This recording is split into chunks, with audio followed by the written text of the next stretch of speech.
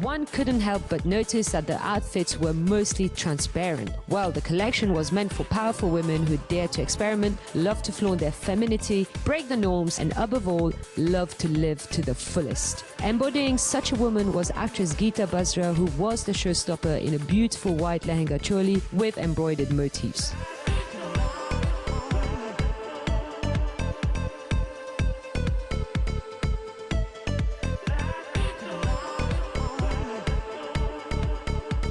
India is a very fast-growing economy. Now, what does that mean for fashion? Well, Lakme Fashion Week has taken the initiative and actually got a few designers all the way from Japan Fashion Week to present in India.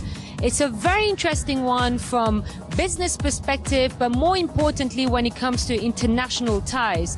Let's see what these guys are putting together for the Indian market. Now, before we move on to their designs, I think it's worth noting that obviously there's been a mishap in their country this season, and we really admire what they're putting together.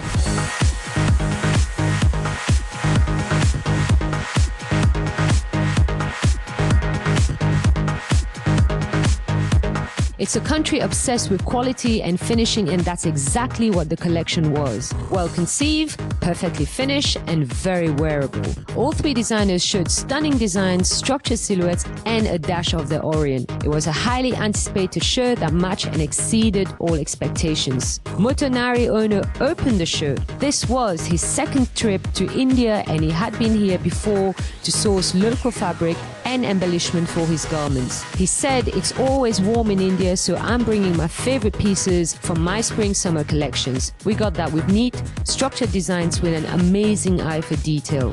Designer Tame Hirokawa of Sumatra took everyone's breath away with her collection. The label has become famous for the skin collection made famous by Lady Gaga, and she has also become well known for creative material combinations and makeup in the Maori tradition. The spring-summer collection featured dresses, leggings, outwear, and other pieces in various shimmering and sparkling fabrics. The runway models were also wearing metallic heelless platform footwear that left most of the crowd in awe. Sarah Arai of Arai Sarah Designs ended the show on a high note with her exaggerated sleeves and grand silhouettes that exuded chic elegance and poise.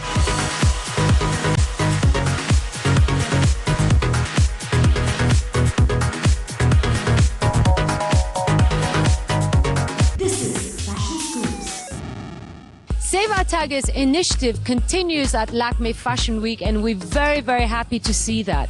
But more importantly, this time they've chosen Sabyasachi Mukherjee to do the finale on the first day with that initiative in mind. Let's just go and watch what he's presenting.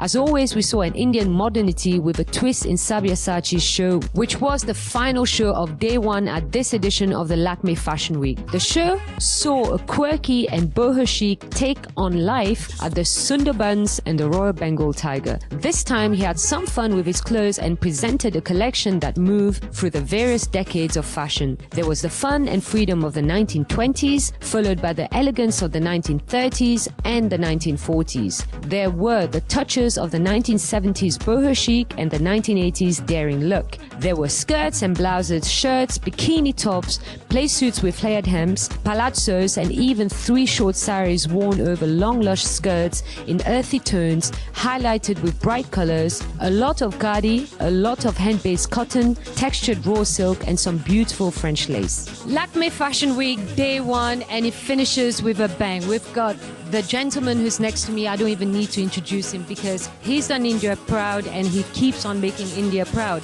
Now, first of all, what I'd like to thank you today is we always like fashion, obviously. It's a fashion channel, but we like fashion with a cause. And this is what you've worked for today. Was it your first time? Yes, it was. You know, I've never really partnered with somebody. This is the first time I partnered with a corporate to do a show, and I only agreed because the cause was very close to my heart. I come from Bengal, and as you know, the tiger is a very endangered species, especially in Sundarbans, which is the abode of the Royal Bengal tiger. I thought that, you know, I have a voice that people listen to, and it's time that I put it to good use. Okay, now a Sabyasachi to me is almost similar in the same avenue as a Chanel. So you might wear it, or whoever knows about fashion will know that I'm wearing a Sabyasachi, let's say. But when it comes to the commercial, how do you say, the wearability of it, what kind of target audience are you going for?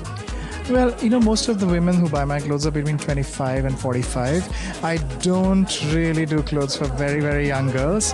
But like I said, that, my till hitherto my collection was women between 30 to 35. But I think I brought the line a little lower. I made the look a little younger so that maybe younger girls can also start coveting Sabyasachi.